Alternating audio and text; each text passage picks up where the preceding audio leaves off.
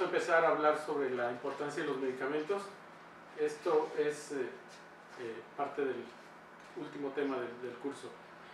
Como tal, como medicamento solo encontramos una sola definición en la Academia Farmacéutica de Barcelona, y que es la sustancia toda sustancia o preparado capaz de tener propiedades curativas o preventivas y que se administra a personas y animales para curar, para tratamiento, para prevención o para diagnóstico de las enfermedades o para protegerse de ellas, ¿sí?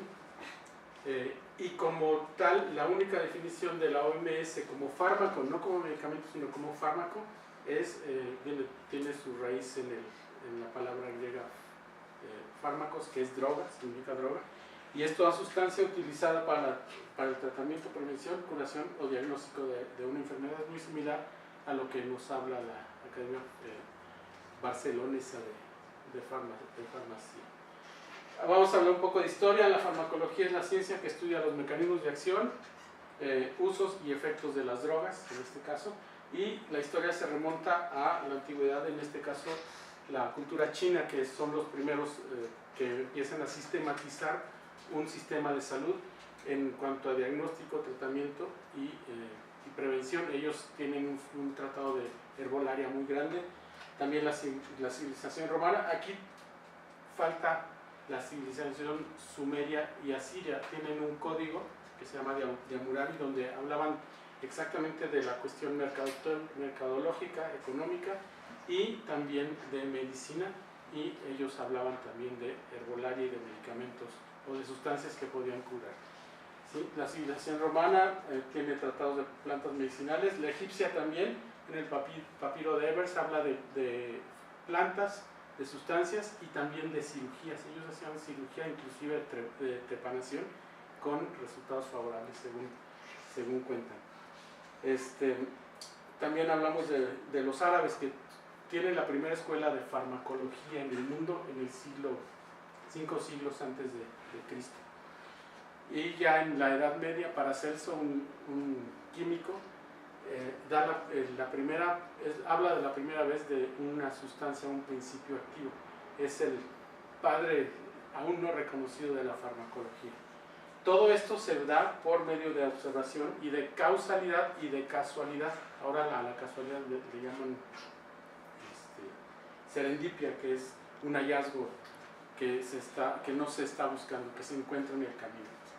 Los primeros elementos son sustancias, ya habíamos dicho, de origen animal, vegetal y mineral, y se inicia hace muchos años. Hay unas referencias a la manzanilla y a la valeriana para curaciones digestivas y de cuestiones nerviosas desde hace 35.000 años, por ahí anotadas. Y en la modernidad, ya por descubrimientos, se inician los principios activos en la edad moderna: catalizadores, alcaloides, y esto ya en el siglo XIX muy establecido por la escuela francesa y sobre todo alemana, que no sé, algo tienen esos tipos que tienen todo ordenado o clasificado, y aún en la era actual son precursores o predecesores de esto. Vamos a la siguiente. El origen de los medicamentos son tres: sintético, químico y natural. Aquí tanto ponerle natural, pero bueno, dentro de lo natural son los biofármacos, que están ahora en auge. Son sustancias activas de origen biológico. Los microorganismos, como los antibióticos de origen, órganos y tejidos, animales o vegetales, hueso, cartílago, pedazos de piel y demás, ya sea de animales o de seres humanos. Células o fluidos humanos también, para producir más. Sustancias proteicas, que hablamos de aminoácidos que tienen determinadas funciones y se organizan y se manejan de ese tipo. Y lo más reciente son el ADN recombinante, para hacer ya sea vacunas o bien para evitar que haya una propagación de algunas enfermedades como el síndrome de inmunodeficiencia. Todo esto ya bajo un rigor muy exacto, muy científico, es lo que ahorita vamos a hablar de esas propiedades, ¿sí? El desarrollo de un medicamento tiene 4 fases originalmente: descubrimiento, preclínica, clínica y de aprobación y registro. Cabe decir que para el descubrimiento por cada molécula que está en el mercado hay por lo menos 10.000 sustancias que se están probando. Es decir, de 10.000 sale una sola, y esto tarda entre 1 a 10 años cada uno de estos medicamentos, y la inversión por cada medicamento es arriba de 2.500 millones de dólares por cada fármaco. Por eso les protegen la patente hasta 10 años, para que el laboratorio o el centro de investigación pueda recuperar toda esa inversión. En la fase preclínica ya se empieza a utilizar en tejidos humanos o en sustancias como cajas de PET y demás. Esa es la segunda, abarca por lo menos 1 año, año y medio. Y la fase clínica, aquí tenemos un asterisco que es IND, son inducción de nuevas drogas. Cuando se descubre una droga que tiene otras particularidades, se va a otra fase, y ahorita la pasamos. Y la última fase es la de aprobación y registro. Ya que pasó todo esto que se probó en tejidos, en animales y en seres humanos sanos y enfermos, entonces sí se da un registro, una aprobación, y sale al mercado. Aquí sigue. Ahí vamos. Y lo que les decía, la IND es la investigación de o la introducción o investigación de nuevas drogas. Tiene 4 fases también, 6 a 12 meses en cuanto se detecta para qué sirve, y se empieza a hacer un protocolo de estudio, por lo menos con 100 a 300 pacientes, igual que en la fase 2. Esto es en organismos sanos. Hay muchos protocolos, incluso en los periódicos hay avisos: se está haciendo una droga para tal cosa, te apuntas, estás sano, y te empiezan a dar, y tienen que llevar una bitácora para que vayan viendo qué es lo que les pasa y qué no les pasa. Y si de 100 pacientes a 80 les pasa dolor de cabeza o algo así, se denota como efecto colateral o efecto secundario primario. Bueno, en la fase 3 es a 1000 pacientes, pero ya con enfermedad, ya enfermos, que si descubrimos un antihipertensivo, buscamos gente con presión alta y les damos este medicamento. Generalmente se manejan en una fase de doble ciego, es decir, el médico ni el paciente saben qué medicamento es, y se les da el medicamento por 6 meses, y a los 6 meses se hace un cruce. Se le da al que le estaban dando sustancia inerte, le dan el medicamento, y al revés, para comparar los resultados. Esta fase, si el medicamento da un 80 o 85% de eficacia, se aprueba. Si da menos, no se aprueba, por más que le saquen. Y ahora se usa con los medicamentos genéricos. Es una cuestión que ahorita les comento. Y la fase 4 es la de post-lanzamiento. Ya que sale al mercado y que se vende y demás, hay un monitoreo por parte de las autoridades para ver si hay efectos colaterales que no habían aparecido en el previo, para ver si una droga puede llegar a curar dos cosas. Entonces, para eso es la fase 4. Y bueno, hablamos de la industria farmacéutica en el mundo. Estos son los laboratorios más poderosos, a base de investigación, a base de comercialización, y muchas veces a base de fusiones. Por ejemplo, 1, 2, 3, 4, los 8 primeros tienen de 20 años para acá, se han fusionado. Un laboratorio, Pfizer compró Parke Davis, compró Farmacia, compró Carlo. Merck es una fusión de Merck, Sharp & Dohme, son 3 laboratorios. Johnson & Johnson es un monstruo que tiene fármaco, que tiene cuestiones de curación, de cuestiones de alimentación y demás.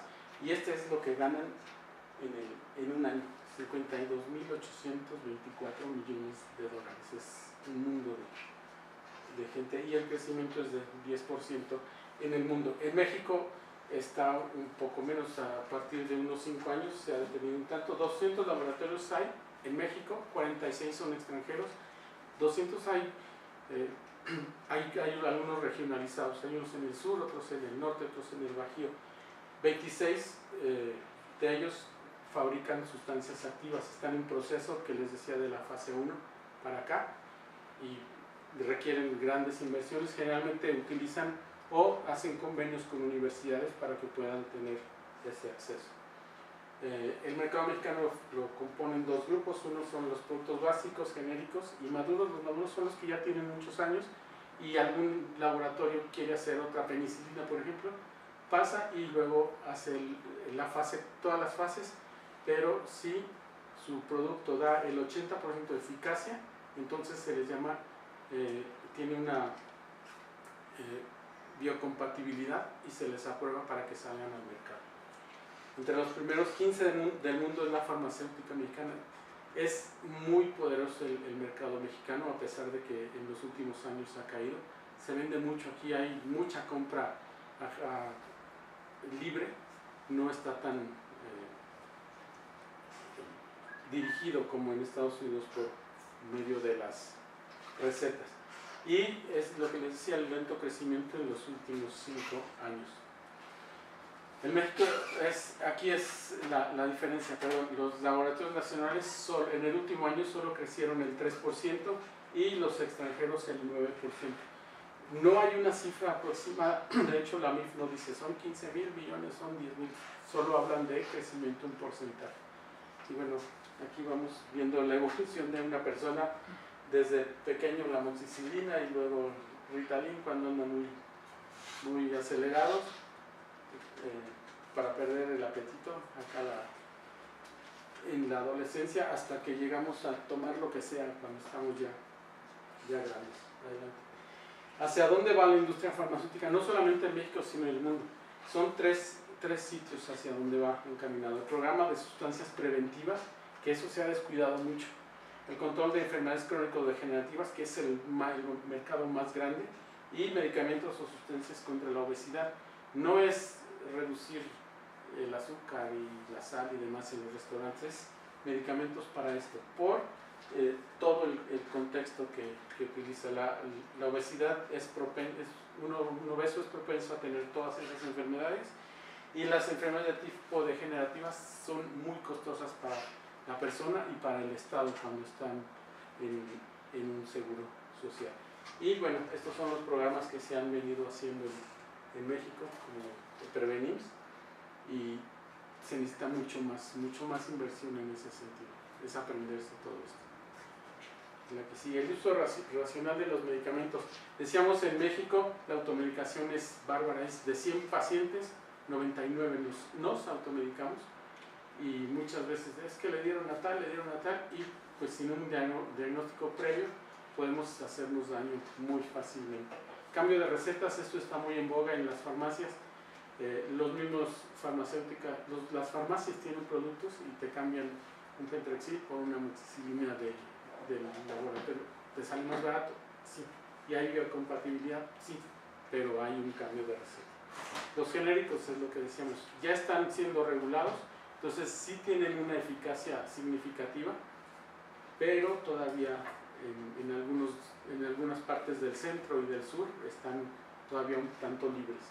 El costo sí evidentemente es mucho más barato un genérico que uno de patente.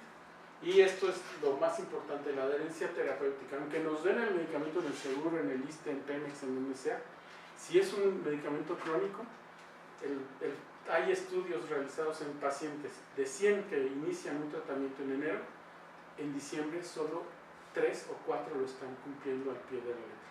Si lo hacemos con los antibióticos, nos dicen 7 días y al cuarto día nos sentimos bien y lo abandonamos, pues ese es el gran problema. No solo en México, este sí es problema mundial, porque tenemos estadísticas de Estados Unidos en cuestiones cardiovasculares. Después de un infarto, solo 5 cumplen el tratamiento al pie de la letra al año. Sí, esto es muy significativo. Y bueno, las otras situaciones, el costo, el desabasto institucional, efectos colaterales y demás, pero la adherencia es lo más significativo. Y bueno, hablamos ahora de regulación de los medicamentos. ¿Por qué se regulan? ¿Quién los regula? En Europa, en cada país, y en Estados Unidos. ¿Por qué se regulan? A raíz de la Segunda Guerra Mundial, los alemanes hicieron una experimentación en humanos terrible, bárbara. Descubrieron cerca de 40 vacunas, muchos medicamentos, situaciones de primeros auxilios, pero a costa de miles de muertes. Y el Tribunal de la Haya en la ONU puso un reglamento para poder llevar un control de la experimentación y de la forma en que se usan los medicamentos. Ese es a nivel mundial. ¿Quién los regula? Cada país tiene un sistema de regulación, pero a nivel global hay dos, la FDA de Estados Unidos y la EMEA, que es la Comisión Europea de Fármacos, porque hay, por ejemplo, procedimientos centralizados, solo unos miembros, otro uno o dos, otro solo uno, que son los procedimientos que se hacen a nivel internacional hasta un nivel regional. Y bueno, esto es lo que decía la Agencia Europea de Medicamentos y la FDA. Es dificilísimo, es casi imposible sobornarlos. Muy pocas veces. Alguna vez alguien por ahí sobornó a la FDA, pero le costó caro al laboratorio y lo despedazaron. Tiene normas no solo para medicamentos, sino para alimentos y para el tratamiento de plantas, de animales y demás. ¿Sí? Esos son los grandes reguladores. Y en México siempre ha sido la Secretaría de Salud, pero a partir del 2014, como tal, la COFEPRIS recibe una avalúo, una autorización por la Organización Mundial de la Salud. Y en México es bien difícil también hacer ya algún medicamento fuera de contexto. Habrá por ahí algunos clones o demás, pero para que salga al mercado tiene que pasar las buenas prácticas de fabricación y es muy severa, o sea, estamos en buenas manos todavía en México. Y bueno, pues esto es lo que